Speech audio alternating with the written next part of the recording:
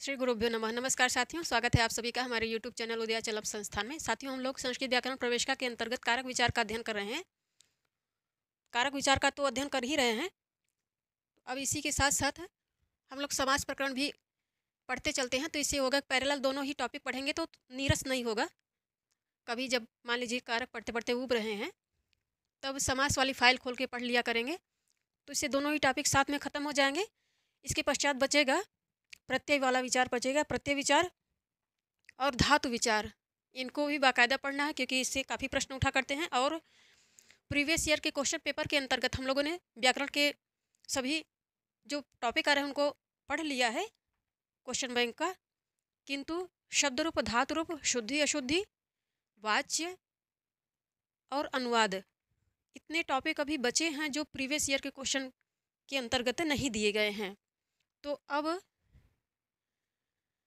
इसके साथ ही साथ हम लोग जो अभी ये इतना टॉपिक बचा है उसके भी प्रीवियस ईयर के क्वेश्चन दे देंगे। आप लोग उसको बार बार पढ़ के हल करिएगा, इससे तैयारी हमारी अच्छी होगी।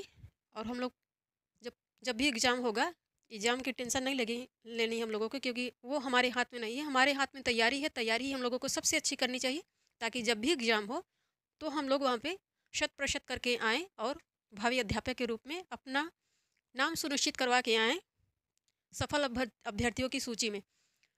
तो इसकी पहले जो भूमिका आ रही है समास विचार में प्रवेशिका के अंतर्गत, प्रवेश भूमिका में बेहद ही इंपॉर्टेंट चीज़ें दिया करते हैं। इसलिए कोई भी चीज़ हो, कोई भी पुस्तक हो, कोई भी टॉपिक हो, भूमिका अवश्य पढ़नी चाहिए।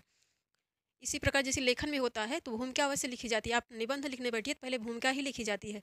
तो भूमिका का बेहद ही महत्वपूर्ण स्थान होता है। तो भूमिका का अध्ययन यह मैं पॉइंट पॉइंट करके दे रही हूँ, आप लोग भी इसको ऐसे ही नोट करिए। तो इसमें जो काफ़ी गुढ़ार्थ आ रहे हैं वो सब समझ में आ जाते हैं। तो पहला पॉइंट है कि विभक्तियों का लोप करके जब दो या दो से, यहाँ दो या दो से अधिक शब्द एक साथ जोड़ दिए जाते हैं तब उन्हें समास कहते हैं। देखिए ये की पॉइंट हो गया कि समास कहते किसे हैं। तो समास विभक्तियों का जब लोप करके दो या दो से अधिक शब्दों को एक साथ जोड़ दिया जाता है तो उसी जोड़ने की जो क्रिया है वही समास है। यह एक की पॉइंट हो गया भूमिका के अंतर्गत। अब दूसरा की पॉइंट दे रहे हैं कि समास शब्द, अब समास का निर्वचन, समास का निर्वचन भी आना चाहिए। जैसे संधि का निर्वचन है, सब चीज़ का निर्वचन व्याकरण की दृष्टि से संस्कृत भाषा का अपना यही वैशिष्ट्य है कि यहाँ एक एक शब्दों की सर्जरी कर दी जाती है। इसीलिए जो व्याकरण होते हैं उनको सर्जन कहा जाता है। अब मेडिकल का मत कहिए, लेकिन वो शब्दों के सर्जन ही हुआ करते हैं, क्योंकि एक एक शब्द की सर्जरी कर डालते हैं वो लोग। क्या प्रकृति है, क्या प्रत्यय है, इसका भावार्थ कैसे होगा, कैसे इसका भावार्थ बदलेगा समास के संदर्भ में, संधि कैसे होगी तो कब भावार्थ बदलेगा, इत्यादि सर्जरी कर डालते हैं वो लोग। तो इसीलिए निर्वचन का बहुत महत्व है। समास शब्द में देखिए सम उपसर्ग आ रहा है। सम उपसर्ग कब आ रहा है, किस अर्थ में आ रहा है, भली प्रकार। इस अर्थ में सम उपसर्ग आ रहा है। सम उपसर्ग लगाकर अस धातु आ रही है, सम उपसर्ग आ रहा है, अस धातु आ रही। अस धातु किस अर्थ में है, फेंकने के अर्थ में है। और सम उपसर्ग किस अर्थ में है, भली प्रकार के अर्थ में है। तो अस धातु फेंकना, फेंकना इस धातु से बना है। अतः दो या दो से अधिक शब्दों को इस प्रकार साथ रख देना कि उनके आकार में कुछ कमी हो जाए और अर्थ भी स्पष्ट हो जाए, अर्थ भी बोधगम्य हो जाए, तब उसको समास कहते हैं। जैसे सभायाः पतिः, तो सभायाः, सभा स्पष्ट है कि सभा में टाप प्रत्यय लग रहा है, टाप प्रत्यय लग रहा है तो ये आकारांत स्त्रीलिंग में हो गया। तो जब इसका षष्ठी में रूप चलाएंगे तो सभायाः बनेगा। सभायाः पतिः, तो इसका अर्थ है कि सभापति जो सभा का अध्यक्ष होता है। जैसे हमारे यहाँ लोकसभा है, राज्यसभा है, लोकसभा के जितने भी सदस्य होते हैं, सदन की कार्रवाई को नियमित रूप से चलाने के लिए एक संचालक, एक लीडर अवश्य होना चाहिए। किसी भी कार्य के लिए, किसी भी जो महान कार्य होते हैं, बड़े कार्य होते हैं, एक लीडर अवश्य होना चाहिए। क्योंकि यदि जनी जना बहुत सारे लीडर हो जाएंगे तो वहाँ कार्य अवश्य रूप से डूबता ही है। वो अपने अच्छे प्रोन्नति की तरफ कभी नहीं जाता है। इसीलिए जो भी प्रॉपर कार्य होते हैं, अच्छे कार्य होते हैं, जिनके पीछे बहुत बड़ा उद्देश्य होता है, उनमें ये होता है कि एक लीडर अवश्य बना दिया जाता है, सभापति अवश्य बना दिया जाता है, ताकि वो उसके मार्गदर्शन में वह कार्य संपादित हो सके अच्छे से। तो सभापति का यही अर्थ है, सभापति, सभाध्यक्ष जो होता है, सभायाः पति है। अब यहाँ पे षष्ठी विभक्ति एक वचन आ रहा है और पति ही ये प्रथमांत है, जब इसको जोड़ेंगे तो बनेगा सभापति। तो यहाँ पे परिवर्तन क्या हुआ है, तो परिवर्तन ये हुआ है, पहले ही पंक्ति में कह रहे हैं, जब दो या विभक्तियों का लोप करके जब दो या दो से अधिक शब्द एक साथ जोड़ दिए जाते हैं, तो विभक्ति का लोप कैसे हुआ है, सभायाः पति ही।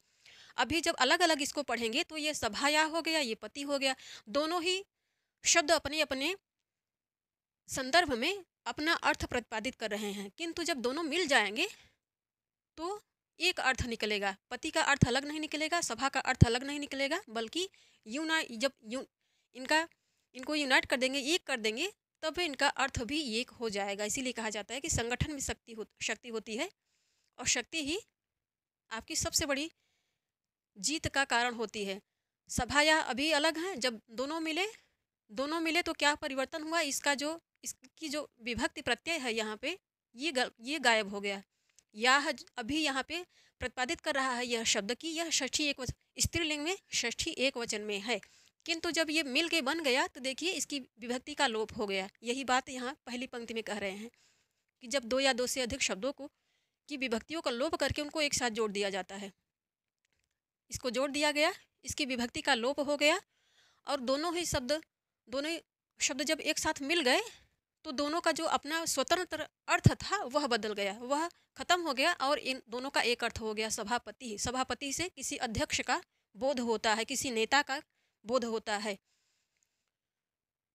जो सभा का संचालन करता है, ऐसे सभापति या सभाध्यक्ष का बोध होता है। इन दोनों ही शब्दों को जब एक साथ मिला दिया। अब तीसरा की पॉइंट दे रहे हैं कि जैसे दो या दो से अधिक शब्दों को जोड़कर समास करते हैं, समास बनाया जाता है। यहाँ पहली पंक्ति के अनुसार, पहली पंक्ति को यहाँ रिपीट कर रहे हैं कि जैसे दो या दो से अधिक शब्दों को जोड़कर समास करते हैं, समास बनाते हैं, वैसे ही दो या दो से अधिक समस्त शब्द भी जोड़े जाते हैं, अर्थात समस्त शब्दों को भी जोड़कर उनका समास किया जाता है, अर्थात समास पे समास किया जा रहा है। जैसे उदाहरण दे रहे हैं, जैसे राज्ञः पुरुषः, तो राज्ञः हमें ये स्पष्ट है कि ये षष्ठी विभक्ति में आ रहा, पहला पद जो है वो षष्ठी विभक्ति एक वचन में आ रहा है पुल्लिंग में, और दूसरा शब्द जो है ये पुरुषः, ये प्रथमांत है, पुल्लिंग में है, प्रथमा एक वचन में है। दोनों को जब जोड़ दिया गया, राज्ञः पुरुषः को जोड़ दिया गया तो राजपुरुष हो गया। अभी यहाँ पे राजा का यह बोध हो रहा है, पुरुषः से किसी व्यक्ति का बोध हो रहा है। जब दोनों को जोड़ दिया तो बन गया राजपुरुषः। राजपुरुषः का अर्थ है ऐसा व्यक्ति जो राजा के अधीन कार्य करता है, अर्थात शाही व्यवस्था से जुड़ा हुआ है, प्रभावशाली है व्यक्ति, तो उसका प्रभावशाली, क्योंकि वो कार्य राजा के अधीन कर रहा है, या फिर राजकर्मचारी है, ऐसा भी कह सकते हैं। जैसे वर्तमान में IAS ऑफिसर होते हैं, ये सब उसी अंतर्गत में आएंगे, क्योंकि जो नियम बनाते हैं मंत्री, केंद्र में कहेंगे मंत्री, जो नियम बनाते हैं प्रधानमंत्री, और जो संसदीय मंत्री होते हैं अपने अपने विभाग के, वो सब नियम बनाते हैं और उनको फॉलो करवाता है कौन, तो IAS जो ऑफिसर होता है वही फॉलो करवाता है। नियम बनाने में भी यह उनकी मदद करता है, उन्हें बहुत सारी, क्योंकि ये बेहद ही पढ़े लिखे होते हैं, एक एक चीज़ का बारीकी से उन्हें अपने अपने क्षेत्र का ज्ञान होता है, इसलिए वो विशेषज्ञ होते हैं। जैसे मंत्री होता है राजा के दरबार में, और बेहद ही टैलेंटेड व्यक्ति होता है, बेहद ही सर्वगुण संपन्न चरित्रवान व्यक्ति होता है, क्योंकि मंत्री से ऐसी ही अपेक्षा की जाती है कि वो ऐसा हो, ऐसे व्यक्तित्व का धनी हो, तभी कोई राज्य प्रगति के पथ पर जाता है, जनता वहाँ पे सुखी रहती है, और राज्य में समृद्धि, सुख, शांति इत्यादि की वर्षा भी होती है। तो उसी प्रकार यहाँ राजा पुरुष से किसी ऐसे ही शाही व्यक्ति का बोध हो रहा है। तो वैसे ही अपने यहाँ जो व्यवस्था है IAS की, राज्य में केंद्र में IAS ऑफिसर होते हैं, वो नियम बनाने में मदद करते हैं, फिर उनको प्रवर्तित भी करते हैं। वही प्रवर्तित करने में भी उनका कार्य यही है, नौकरशाह हैं, उनका कार्य यही है कि जो नियम बनाया गया प्रधानमंत्री द्वारा या फिर केंद्र द्वारा, उनको वो प्रवर्तित करवाएं, और उनके प्रवर्तन में कोई गड़बड़ी नहीं आए, इसकी देखभाल करना, यही उनका कार्य होता है। तो ऐसे ही राजपुरुष ऐसे ही व्यक्ति को कहते हैं जो सीधे शाही व्यवस्था से जुड़ा हो या वहाँ के नियमों का प्रतिपादक करता हो या फिर देखभाल करता हो, या लीडर भी हो, कुछ भी कर सकते हैं क्योंकि वो शाही से जुड़ा है। अब धनस्य वार्ता, तो इसका अर्थ है कि धन की वार्ता, यह भी षष्ठी एकवचन में आ रहा है, पुल्लिंग में है। वार्ता यहाँ पे आकारांत टाप प्रत्यय लग रहा है, इसलिए स्त्रीलिंग में है। जब दोनों को जोड़ेंगे तो बनेगा धनवार्ता। धनवार्ता का अर्थ है कि धन संबंधी वार्ता या बातचीत। अब इन दोनों को जब जोड़ेंगे, राजपुरुष धनवार्ता, चूँकि दोनों को जोड़ना है तो इनके जोड़ने का भी नियम है। ऐसे ही समस्त पदों को कैसे जोड़ा जाएगा, कौन पद कहाँ पे रखने हैं, इसके लिए व्याकरण शास्त्र में बेहद ही विस्तार से नियम दिया गया है। ऐसा नहीं है कि कोई भी पद कहीं भी उठा के आप रख दिए और वो सही माना जाएगा। तो इनके लिए भी व्याकरण प्रकरण जो आ रहा है अष्टाध्यायी में, काफ़ी विस्तार से आ रहा है। उसकी जो व्याख्या सिद्धांत कौमुदी में आ रही है वो काफ़ी लंबी है, बहुत ही मेहनत करनी पड़ती है पूरे प्रकरण को तैयार करने के लिए। लौक सिद्धांत कौमुदी में तो बहुत छोटा ही प्रकरण है, छाँट के जितना भी जरूरी है प्रारंभिक स्तर के छात्रों के लिए वही दिया है वहाँ पे। तो इसीलिए कौन पद कहाँ पे रखा जाएगा, उसके क्या नियम होने चाहिए इत्यादि के सूक्ष्म से सूक्ष्म नियम व्याकरणों ने बना रखे हैं। अब देखिए, जब इन दोनों को जोड़ेंगे, चूँकि दोनों पद हैं, दोनों को जोड़ेंगे तो दोनों के जोड़ने का भी अपना नियम है। राजपुरुषस्य, जब इसको दोनों को जोड़ेंगे तो इस प्रकार ही जोड़ेंगे। राजपुरुषस्य इसको बनाएंगे, राजपुरुष में षष्ठी, इसको पुल्लिंग एक वचन में मान के, इसका पुल्लिंग में मान कर, यह शब्द पुल्लिंग में आ रहा है तो उसी के अनुसार इसका शब्द रूप चला के इसको षष्ठी में रखेंगे और फिर धनवार्ता को रखेंगे, फिर दोनों को जोड़ेंगे तो बनेगा राजपुरुष धनवार्ता। इस प्रकार ये देखिए, दोनों शब्द अलग हैं और बड़े हैं, किंतु जब दोनों को जोड़ दिया तो ये शब्द छोटा हो गया। इसी प्रकार संस्कृत साहित्य में या फिर संस्कृत व्याकरण में ऐसे ही सूक्ष्म से सूक्ष्म नियम है समस्त पदों को जोड़ने का, जोड़कर उनको संक्षेप बनाने का। तो साहित्य में बहुत से ऐसे उदाहरण आए हैं कि ऐसे ही बड़े बड़े ऐसे समास पदों को जोड़ते जोड़ते वाक्य इतने बड़े हो जाते हैं कि उनका अर्थ निकालना बेहद ही दुरूह हो जाता है। और ऐसे इस प्रकार इतने बड़े बड़े समस्त पद रखने से वह ग्रंथ भी बेहद ही दुरूह हो जाते हैं। अब उदाहरण के रूप में हम लोग समझ सकते हैं कि जैसे भास की वासवदत्ता, दंडी सुबंधु की जो वासवदत्ता उन्होंने लिखी है, वह ग्रंथ छोटा सा ही एकमात्र ग्रंथ लिख के वो अमर हो गए, लेकिन ग्रंथ इतना दुरूह है कि यदि साधारण बुद्धि वाले हैं आप और व्याकरण में आपकी साधारण गति है तो आप कभी नहीं समझ सकते उस ग्रंथ को अपने से। आप तभी समझ सकते हैं जब किसी अच्छे व्याकरण गुरु से या ऐसे अच्छे व्याकरण गुरु की आप पर कृपा हो और वो आपको पढ़ा दें, समझा दे, एक एक पद, एक एक समस्त उन पदों को तोड़ तोड़ कर, तभी वह ग्रंथ आपके समझ में आ सकता है।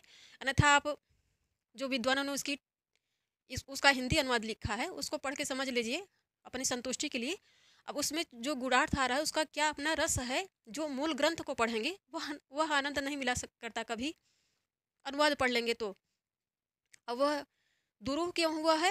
ऐसे ही समस्त पदों को, बड़े बड़े समासिक पदों को रखने के कारण सुबंधु ने एक ही किताब लिखा था कि किताब कथानक जो है उसका गद्य में लिखी गई है, वो किताब गद्य में है और कथानक छोटा सा ही है, लेकिन वर्णन इतना ज़्यादा विस्तार से किया है कि वो वर्णन की दृष्टि से भी समासिक पदों का बहुत अधिक प्रयोग करने के कारण भी बेहद ही दुरूह ग्रंथ हो गया है। तो ये समास की अपनी विशेषता है कि ऐसे ही जैसे यहाँ पे दो पदों को ही जोड़ के दिखा रहे हैं, ऐसे ही कितने ही समस्त पदों को जोड़ा जा सकता है। और कभी कभी तो इतना हो जाता है कि लंबे लंबे 50-50, 60 शब्द ऐसे आ जाते हैं एक पंक्ति में। तो पहले ये समझ में नहीं आता कि इसको तोड़ें कहाँ से, इसको शुरुआत कहाँ से करें, इसको पढ़ने के लिए, समझने के लिए। तो ये हो गया कि कैसे यहाँ शब्द के दो शब्दों को कैसे जोड़ेंगे ये बता रहे हैं, और दो समस्त पदों को कैसे जोड़ेंगे ये इस लाइन में बता रहे हैं। अब जो पॉइंट आ रहा है वह है कि किसी समस्त शब्द को तोड़कर उसका पूर्व रूप दे देना ही विग्रह कहलाता है। तो विग्रह किसे कहेंगे, यह बात इस लाइन में कह रहे हैं। किसी समस्त शब्द को तोड़कर जो वह पहले जैसा पहले था वैसा ही रूप दे देना ही विग्रह कहलाता है। विग्रह किसे कहेंगे यह भी इस पंक्ति में एकदम क्लियर कर दिया। अब फिर कह रहे हैं विग्रह का अर्थ है टुकड़े टुकड़े करना, उसको जैसे उसका पहले वाला स्वरूप था उसको दिखाने के लिए उसके टुकड़े टुकड़े करके अलग कर देना। जैसे यहाँ पे है राज्ञः पुरुषः, ये अभी समस्त है, समस्त है। जब इसको तोड़ के रखेंगे तो ये विग्रह है। अब कहेंगे कि राजपुरुषः का विग्रह क्या होगा, तो राज्ञः पुरुषः, ये इसका विग्रह, ये इसका विग्रह हो गया। और देखिए इसके टुकड़े टुकड़े कर दिया, ये जो यहाँ पे जोड़ दिया है दोनों पदों को विभक्ति गायब करके, वही जब उसका विग्रह किया तो उसका जो जो उसकी विभक्तियाँ आ रही थी उनको वैसे ही रख दिया, तो वही उसका विग्रह कहलाएगा, या फिर उसको टुकड़े टुकड़े करके रखना कहलाएगा। इसी बात को कह रहे हैं कि विग्रह का अर्थ है टुकड़े टुकड़े करना। समस्त शब्द के टुकड़े करके ही पूर्व रूप दिखाया जा सकता है, इसलिए यह विग्रह, इसलिए वह विग्रह है या वह विग्रह कहलाता है। जैसे धन वार्ता का विग्रह है धनस्य वार्ता, यही बात यहाँ पे समझा रहे हैं। तो ये भूमिका में इतना आ रहा है, इतनी चीज़ें आ रही हैं। इसके पश्चात अब समास के भेद कितने होते हैं और भेदों के भी संदर्भ में उनके जो भेद आ रहे हैं उनका अपना क्या क्या वैशिष्ट्य है, इसके संदर्भ हम लोग विस्तार से पढ़ेंगे। ये भूमिका है, तो भूमिका इतना ही है जो मुख्य आ रहे हैं, या फिर जितने इसमें पॉइंट आ रहे थे भूमिका में इतनी ही चीज़ें आ रही हैं। तो धन्यवाद साथियों आप सभी का।